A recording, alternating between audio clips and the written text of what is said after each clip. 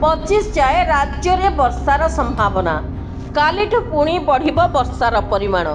गांगेय पश्चिमबंग और तेलंगाना पर्यंत व्यापीथिबा trough line प्रभाव में राज्यर अनेक स्थान में हालुकार मध्यम धरणर वर्षा संभावना रही।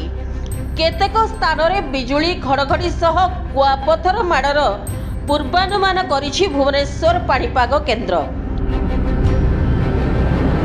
गतकाली रातिरे विभिन्न स्थान में प्रबल वर्षा सांगकु बिजुली घड़घड़ी मारिथिला। आज बालेश्वर और मयूरभंजर किछि स्थान में वर्षार संभावना रही। बिजुली घड़घड़ी पाई बालेश्वर और मयूरभंज को येलो वार्निंग जारी होइछि। सेहीपरि आसंताकाली बिजुली घड़घड़ी सह 11टी जिल्ला रे हालुकारु मध्यम धरणर वर्षा संभावना रही।